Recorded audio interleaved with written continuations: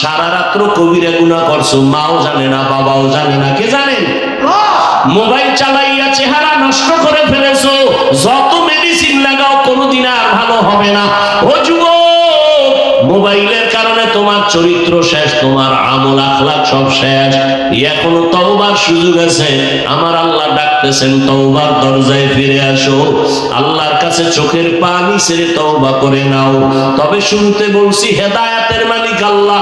কপাল যদি পুড়িয়া যায়, আবু জাহাল নবীর বয়ান শুনিয়াও কালেমা পড়ে না, আর আল্লাহ যদি কবুল করে তাহলে ও নবীর জবাই করতে আসিয়াও কালেমা পড়িয়া নেয়। জানি না এখানে কত কপালওয়ালা বসে আছেন। আল্লাহর কাছে তওবা করেন, জীবনে যতদিন বেঁচে থাকবেন হায়াতের মালিক আল্লাহ, ইজ্জতের মালিক আল্লাহ, আমার মাওলা রিজিকের মালিক। আজকে থেকে নামাজ ছাড়বেন না, চাকরি করেন, ব্যবসা করেন, যা করেন, আর নবীরে কষ্ট দিবেন না, মা বাবার সাথে বেয়াদবি করবেন না, মা বাবার দোয়া নিয়া উলামায়ে কেরামের পরামর্শ নিয়ে চলবেন। তওবা করার মতো যদি অন্তরে নিয়ত হয়, আল্লাহর কাছে তওবার নিয়তে দুটো হাত উঁচু করে দেখায়া দেন। আয় আল্লাহ, হাতগুলো কবুল করে নেন, তওবা কবুল করে নেন, তওবার উপরে মজবুত হইয়া চলার মতো তৌফিক দান করেন, আমিন। এরে আল্লাহর গোলাম, রহমতের নবী, মাত্র 13টা বছরের ব্যবধান, মাত্র 13 বছর মক্কা নগরীটাকে অন্যরকম সাজায় ফেললেন। মানুষগুলো ছিল চরম খারাপ, এখন ওই মানুষগুলো স্বর্ণের মানুষ হয়ে গেলেন। আল্লাহ জিবরাইলকে লিস্টি দিয়া কয়, যাও নবীরে পৌঁছায় দাও, লিস্টির মধ্যে যত নাম আছে নবী যেন ঘোষণা দিয়ে দেয় এরা সব বিনা হিসাবে জান্নাতি। মাত্র 13 বছরে চূড়ান্ত খারাপ মানুষগুলো লাইফে চলে আসলো। আমাদের নবী একটা বেতের বাড়ি দিলেন না, একটা মিথ্যা কথা জীবনে বললেন না, একটা গালি দিলেন না। নবীর সামনে দাঁড়ায় অকথ্য ভাষায় গালি দিচ্ছে ইহুদি, নবী জীবনে একটা গালির জবাব দেন নাই। আরো আশ্চর্য কথা, নবী জীবনে কোনোদিন চোখ গরম করে কারো দিকে তাকান। আমরা কি করি? আমাদের চরিত্র কি? শাসনের বেলায় শোষণ বড় কঠিন।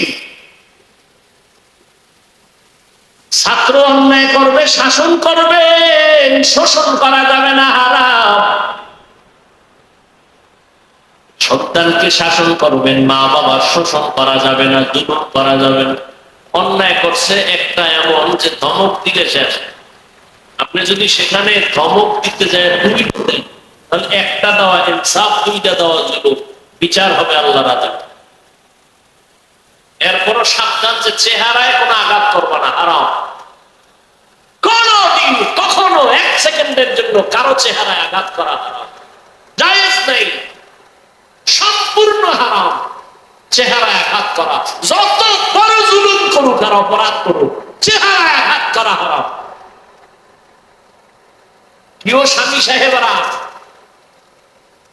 বালিশে মাথা লাগায় হিসাব রেডি করেন, স্ত্রীদের সাথে ধমক দিতে গিয়ে জুলুম করছেন কিনা। তাও তো ধমক তাড়াতাড়ি না, এর আগে আরো কাম আছে। কলিজা দিয়া বুঝাবেন, তাহাজ্জুদ করে দোয়া করবে, আর ধমক নাই। আপনি উল্টা পাল্টা ব্যবহার, কত মহিলা কত স্ত্রীর উপরে কি পরিমাণ অত্যাচার করলেন। বেত্রাঘাত করতে করতে করতে করতে রক্ত বের করে ফেলেছেন।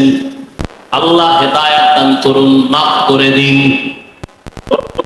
শিক্ষক বৃন্দ যারা আছেন, ছাত্রদের শাসনের বেলায় অন্যায় করছে, একটা ধমকের বেতের বাড়ি দিয়েছেন, এটা জুলুম। আবার অন্যায় করছে বেতের বাড়ি পাওয়ার, কিন্তু বেতের বাড়িটা কিভাবে দিবেন, তার ওজন কত হবে, আধা কেজি না 1 কেজি না 1.5 কেজি না গ্রাম, বুঝেননি? জান্নাত তো একটু আগে বুঝছি, জান্নাত পাওয়া এত সহজ না। ঘটনা শোনানোর আমার সুযোগ নাই। ওলামায়ে কেরাম জানেন কিয়ামতের ময়দানে আল্লাহ পাক 3 ব্যক্তিকে ডাকবেন, যারা দুনিয়ার সব বলবে তারা জান্নাতি। আবু বর্ণনা করতেছে কিয়ামতের দিন তিন ব্যক্তিকে আল্লাহ ডাকবেন। দুনিয়ার সব বিবেক আর চোখ বলে এরা জান্নাতি, কিন্তু আল্লাহ এদের জাহান্নামের শিকল লাগাবেন। এর মধ্যে একজন হবে গলা কাটা শহীদ, আর একজন হবে আলেম।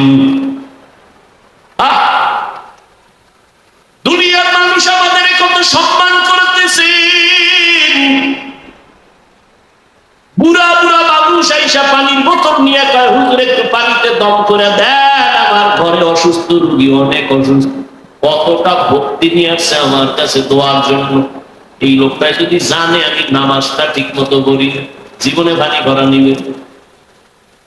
কতটা ভক্তি। মাদ্রাসায় এসে কয় হুজুর আমি 50,000 টাকা দিলাম, ছাত্রদের নিয়ে আমার আব্বার জন্য একটু দোয়া করবেন। কতটা ভক্তি করে, কতটা বিশ্বাস করে যে ছাত্ররা দোয়া করলে কবুল হয়ে যাবে। কিন্তু আমরা কি করি, মাওলার কাছে কতটুকু ভালো। মানুষ আমগো যেই পরিমাণ ভালো মনে করে, আমি আল্লাহর কাছে এই পরিমাণ ভালো হইতে পারলাম। সাহাবায়ে কেরাম নবীর হাতে করে সাহাবী, জান্নাতের টিকিট হাতে রেডি, কিন্তু এর বড় কান্না কান্না। আবু বকরের কান্না মাওলার আদালতে কেমনে দাঁড়াইয়া হিসাব দিব। ওমরে ফারুকের কান্না, আমার মাওলা যদি ঘোষণা দেন সব মানুষগুলো জান্নাতে যাবে, একটা মানুষ জাহান্নামে যাবে, আমি ভয় পাই ওই জাহান্নামী আসামি আমি ওমর হয়ে যাইনি। এমন একজন নবী নাই কান্না ছাড়া কবরে গেছি, এমন একজন সাহাবী নাই কান্না ছাড়া কবরে গেছে, এমন একজন আল্লাহওয়ালা পাবেন না যারা কাঁদেন নাই। তাদের হিসাবে তাদের ইলম, তাদের আমল, তাদের তাকওয়া, তারপরও যারা সারা জীবন কাঁদতে পারেন, তাদের তুলনায় তো আমগো জিন্দেগি ভর কান্না করতে করতে মরা দরকার। অথচ মোনাজাতেই চোখে পানি আসে না। এত বড় কপাল পরা, নিজেও কাঁদে না, অন্যের চোখে পানি দেখলে পছন্দ করে না, নিজেও কান্নার চেষ্টাও করে না। রে বাবা, ও যুবক, আজকে আমিও তো তোমার মতো যুবক, প্যান্ট শার্ট টাই লাগায় দাড়ি কামাইয়া যদি রাস্তায় ঘুরতাম কেউ আমারে বাধা দিত না। ও বাবা, এই টুপিটার কারণে মাথা গরম লাগে, তোমার থেকে কম বুঝি না। এই দাড়ির কারণে যৌবনের ভাব চলে যায়, তাও বুঝি না। ও বাবা, এই শীতের মধ্যে ফজরের সময় ঠান্ডা পানিতে ওযু করিয়া নামাজ পড়তে কত কষ্ট, এরপরও নামাজ ছাড়ি না। জামাটা পরার কারণে শরীরে কোনো আটকা লাগে, তাও জানি, তারপরও ছাড়ি না। ও আল্লাহর বান্দার কারণটা কি? এই টুপি দাড়ির কারণে কত বিপদ আর বিপদ। আমাদের এই দায়িত্বলার কারণে কত মুরব্বীরা ফাঁসির মঞ্চে চলে গেছেন, কত ওই ভারতের ব্রিটিশরা জবাই করছে, গাছে লাখ ঝুলায় রাখছে, এইভাবে জেলখানায় আটকায় মারিয়া ফেলছে। কত কষ্ট, ইমাম আবু হানিফা জেলখানায় আটকায় রাখছে, এইভাবে কষ্টের জিন্দেগি তাদের কাছে। কিন্তু এরপরও কেন ছাড়ি না রে বাবা? একটাই মাত্র কারণ, আল্লাহ কোরআন করে দেখলাম সব সত্য, মিথ্যার একটা কোনো সন্দেহের কোনো সুযোগ নাই। ওই কোরআন সত্য, তো কোরআনের মধ্যে যত বয়ান আছে সব সত্য। গুনাহগারেরা জাহান্নামে যাবে কোরআনের আয়াত, নেক আমলওয়ালারা জান্নাতে যাবে তাও আল্লাহ বলেছেন। জান্নাতটা কেমন আরামের ঘর আল্লাহ তাও বয়ান করেছেন, জাহান্নামটা কেমন ভয়ঙ্কর আল্লাহ তাও বয়ান করেছেন। ও আল্লাহর বান্দারা, সাহাবায়ে কেরামরা যদি এত আরাম দিয়া জান্নাতের টিকিট হাতে লইয়া কান্না করতে পারেন, সেই তুলনায় করলে খুশি হইতে পারি নাই। ও আল্লাহর বান্দারা, এই জন্য যত গালি দাও কোনো জবাব দেই না, কারণ নিজের অজান্তে কত গুনাহ জীবনে করে ফেললাম। এরপরও যদি ইচ্ছা করে গুনাহ করি, মাওলার কাছে কি জবাব দিব? ও আল্লাহর বান্দারা, এই যে দুনিয়াতে একটা সূর্যের গরম সইতে পারি না, আবার রাতের বেলা সূর্য নেশার জ্বালায় ঘুমাইতে পারি না, কিন্তু বাবা একবারও চিন্তা কর শুনি, গুনাহ নিয়ে কবরে গেলে জাহান্নামের আগুনের গরম, হাসরের ময়দানে সূর্যের গরম কেমনে সহ্য করবা? লক্ষ লক্ষ নবীদের কথা মিথ্যা মনে করিও না রে মূর্খ, লক্ষ লক্ষ সাহাবায়ে কেরামের কথা মিথ্যা মনে করিয়া উড়াইয়া দিও না রে বাবা। লক্ষ কোটি কোটি উলামায়ে কেরামের কথা মিথ্যা ভাবিয়া উড়াইয়া দিও না। আল্লাহর কাছে এখনো সময় আছে, তওবা করে নাও। এমন একটা দিন নাই তোমার মতো যুবক রাস্তায় লাশ হইয়া পড়িয়াছে, গাড়ির নিচে, পানির নিচে, অভাব নাই। ও বাবা, আমি শুরুতেই বলেছিলাম তুমি হুজুর হও একবারও বলবো না, তুমি তাবলীগ না করলে জাহান্নামে যাবা বলি নাই, বলবো না। কিন্তু যে লাইনেই থাকো নবীর মহব্বত নিয়ে আদর্শ বানিয়ে চলো। ও বাবারা, তোমার মতো কত যুবক জীবনে মাদ্রাসা লাইনে পড়ে নাই, স্কুলে পড়ে, কলেজে পড়ে, 5 ওয়াক্ত নামাজ পড়ে, তোমরাই বলো আছে না নাই? মনটাকে জিজ্ঞাসা করো তুমি কেন পারবা না? তোমার মতো যুবক তাকাইয়া দেখো, র‍্যাব, আর্মি, পুলিশ, বিডিআরের চাকরি করে, নামাজ ছাড়ে না। মনের প্রশ্ন করিও তুমি কেন পারবা না রে বাবা? তোমার মতো সন্তান আজকে দেখো কৃষিকাজ করে, মাছ ধরে, নামাজ ছাড়ে না, তুমি কেন পারবা না? আজকে থেকে তওবা করিয়া নেও, মনের বুঝাও রে মন। আমার মতো যুবক যদি জেনারেল লাইনে থাকিও নামাজ পড়ে, আমি কেন পারি না? আমার কপাল কেন খারাপ? আজকে মোবাইলটা চালাইয়া সারাটা রাত্র কবিরা গুনাহ করে করে চেহারার নূর নষ্ট করে ফেলছো। তোমার চেহারার দিকে তাকাইলে কোনো মায়া লাগে না। সারা রাত্র কবিরা গুনাহ করছো, মাও জানে না, বাবাও জানে না। কে জানেন? মোবাইল চালাইয়া চেহারা নষ্ট করে ফেলেছো। যত মেডিসিন লাগাও কোনোদিন আর ভালো হবে না। ও যুবক, মোবাইলের কারণে তোমার চরিত্র শেষ, তোমার আমল আখলাক সব শেষ। এখনো তওবার সুযোগ আছে। আমার আল্লাহ ডাকতেছেন, তওবার দরজায় ফিরে আসো, আল্লাহর কাছে চোখের পানি ছেড়ে তওবা করে নাও। তবে শুনতে বলছি, হেদায়েতের মালিক আল্লাহ। কপাল যদি পুড়িয়া যায়, আবু জাহাল নবীর বয়ান শুনিয়াও কালেমা পড়ে না, আর আল্লাহ যদি কবুল করে তাহলে ও নবীরে জবাই করতে আসিয়াও কালেমা পড়িয়া নেয়। জানি না এখানে কত কপালওয়ালা বসে আছেন। আল্লাহর কাছে তওবা করেন, জীবনে যতদিন বেঁচে থাকবেন হায়াতের মালিক আল্লাহ, ইজ্জতের মালিক আল্লাহ, আমার মাওলা রিজিকের মালিক। আজকে থেকে নামাজ ছাড়বেন না, চাকরি করেন, ব্যবসা করেন, যা করেন, আর নবীরে কষ্ট দিবেন না, মা বাবার সাথে বেয়াদবি করবেন না, মা বাবার দোয়া নিয়া, উলামায়ে কেরামের পরামর্শ নিয়ে চলবেন। তওবা করার মতো যদি অন্তরে নিয়ত হয়, আল্লাহর কাছে তওবার নিয়তে দুটো হাত উঁচু করে দেখায়া দেন। আয় আল্লাহ, হাতগুলো কবুল করে নেন, তওবা কবুল করে নেন। তওবার উপরে মজবুত হইয়া চলার মতো তৌফিক দান করেন, আমিন। আলহামদুলিল্লাহি রাব্বিল আলামিন, ওয়াসসালাতু ওয়াসসালামু আলা সাইয়্যিদিল আমবিয়াই ওয়াল মুরসালিন ওয়া আলা আলিহি ওয়া আসহাবিহি আজমাইন। ইয়া আরহামার রাহিমিন, ইয়া আরহামার রাহিমিন, ইয়া আরহামার রাহিমিন, রব্বিরহামহুমা কামা রব্বায়ানি সগীরা। আল্লাহুম্মা ইন্নাকা আফুউন কারীম তুহিব্বুল আফওয়া ফা'ফু আন্না।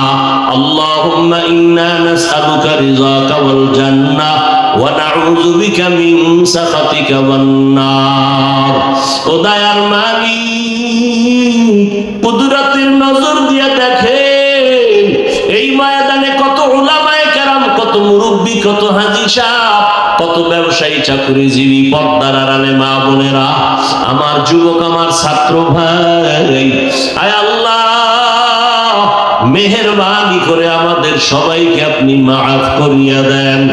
আয় আল্লাহ, আমাদের সবাইকে কবুল করে নেন, মাহফিল কবুল করে নেন, আয়োজনকারী, সহযোগিতাকারী, দান সৎকারীদের কবুল করে নেন।